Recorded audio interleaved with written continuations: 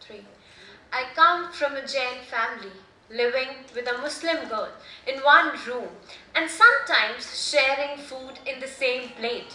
Looking at the several dishes in a typical thali, I was reminded of India.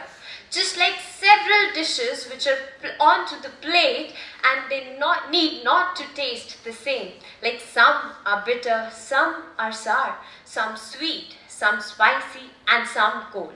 And all of these dishes need not to flow into the same bowl.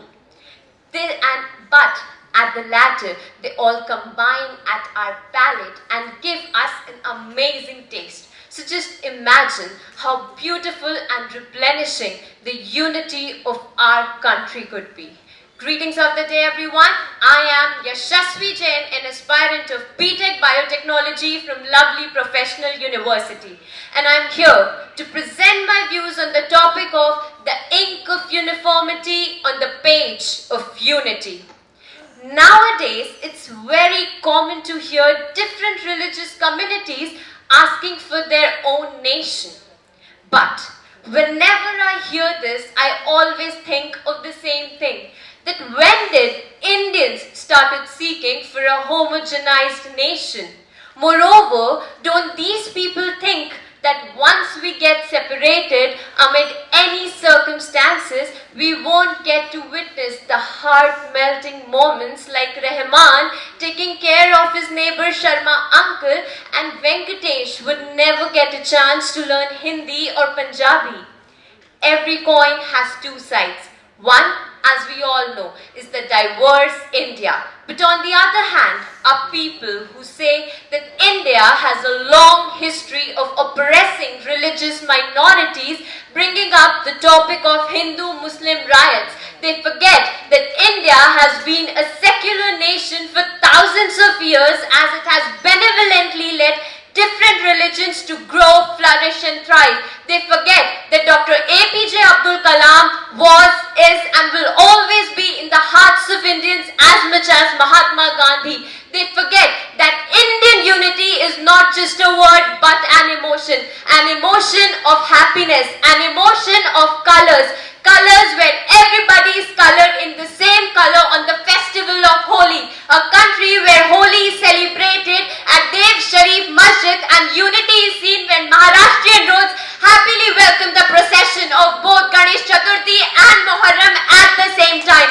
Unity is seen when brothers from Muslim communities stand like a wall to save the faith of their brothers from Hindu community by stopping the demolition of a temple.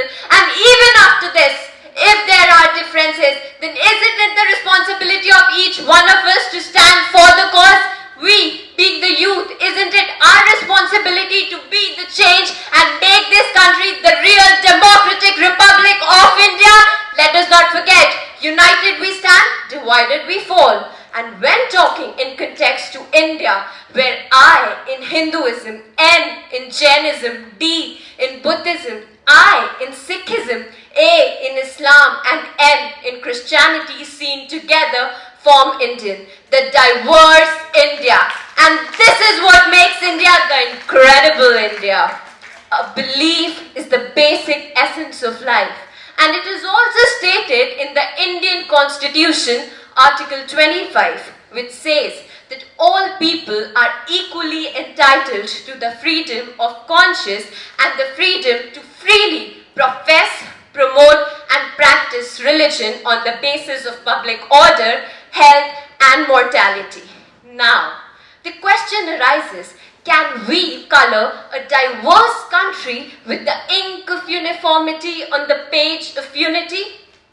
As an answer, I would say, let's just remember 25th of December 1991, when the world celebrated unity, when the world followed whatever they wanted to follow, when the world worshipped whomsoever they wanted to worship, and the world rejoiced when Russia broke down because the people there could not sustain the ink of uniformity which was implied on them and Russians erased that ink of uniformity with the revolution that took place on 25th of December 1991. And now let's come back to our country. Let us not forget the genocide of Kashmiri Pandits, Kashmir, which which is known as the epitome of wisdom, Kashmir, which is known as the heaven on earth. What have we made of it? We, in the urge of getting uniformity, what have we made of that heaven? Let us not forget that Indian flag freely flared in the skies only when